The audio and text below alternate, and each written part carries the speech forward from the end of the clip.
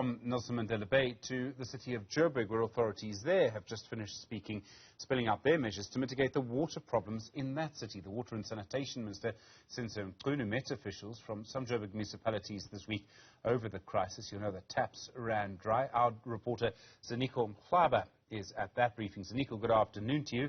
What comment from Joburg Water today?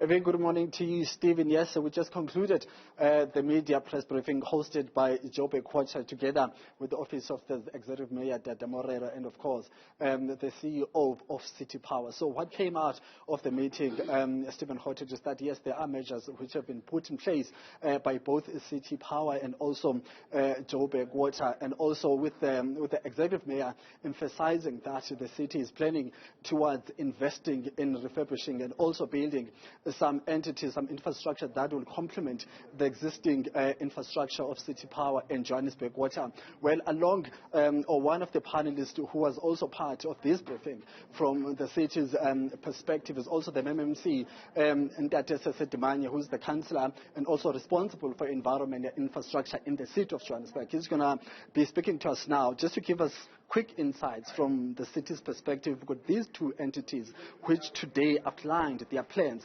But I think the key question that kept coming up during this press briefing is the issue of infrastructure and the level of investment. And the age goes with City Power saying that one of the substations in Orlando is about 60 years old. That's a serious issue or a serious red flag. So from the city's perspective, what are you going to do to ensure that these two entities do have sufficient infrastructure so that they're able to perform? Thank you very much, and good evening to the viewers out there. Look, I think the most important thing in today's briefing was to actually give an update to the residents that are affected with this water. And indeed, with the meeting that we had yesterday with the minister, amongst other things that came out strongly from the rainwater side was the fact that we are losing over 30% of water loss due to the old infrastructure. That requires that it has to be actually looked into and make sure that we actually fix that particular issue and ensure that water goes to the residents and as expected. And it is within that particular context that we agreed that we'll have to raise over 100 billion to make sure that we invest in the infrastructure developments to actually improve the old aging infrastructure that is actually not now, as we speak, actually complementing the current challenges of water.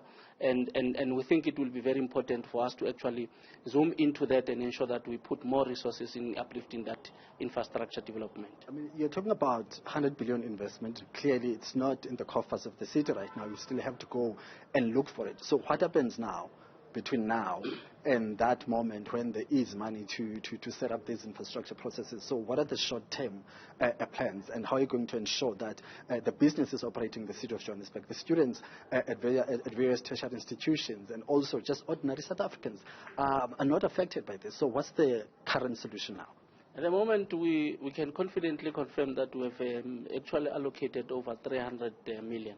That will be actually building a new reservoir, 3 reservoirs that will actually ensure that we give our people water uninterruptedly. In the meantime, we're going to still also use within our coffers what would be able to ensure that we reach to ensure that we upgrade this particular infrastructure, and especially zoom into the smart metering as well, where we may also feel that the water may not be necessarily used properly. We'll have to go in there and use what we actually currently have now to ensure that we mitigate that particular situation and ensure that water is given. So there are plans whilst we're actually working towards raising that particular resources. In the meantime, we'll use what we have to ensure that we continue to give our people water.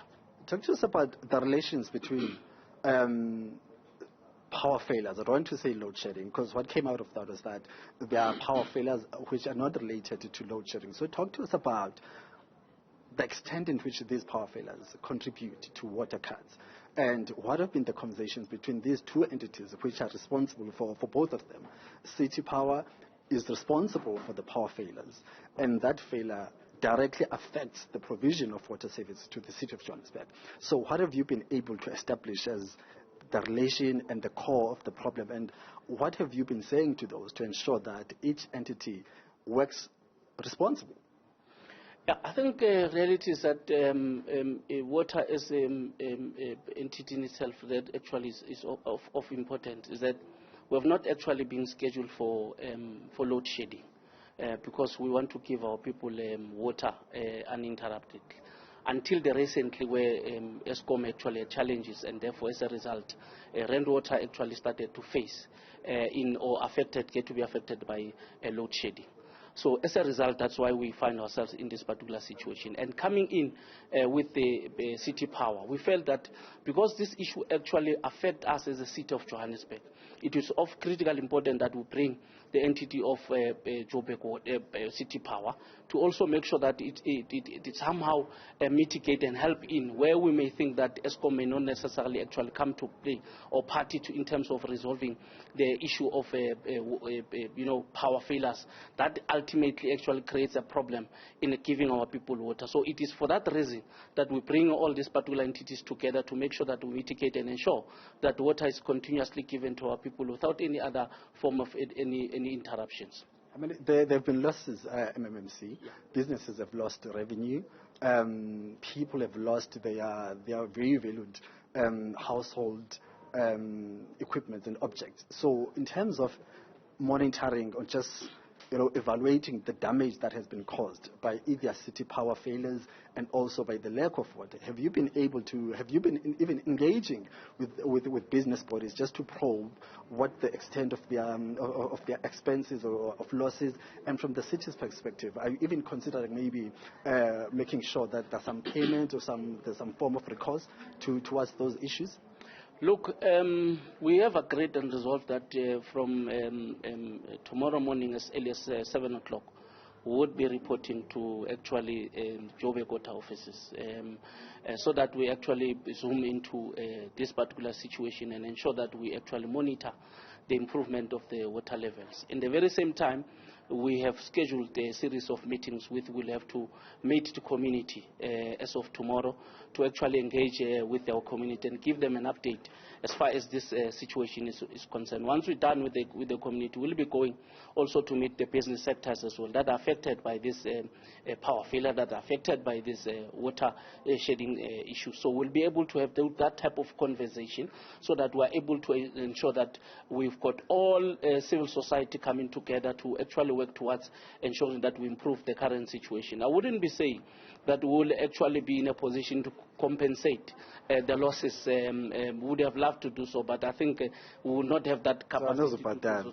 I know as far as we have to ensure that we assist to ensure that this type of interruption does not actually impact negatively towards the business, towards the livelihood of our people, and we can only do that as we work together, and that is exactly a clarion call that we want to make, to work together and ensure that this situation is actually safe.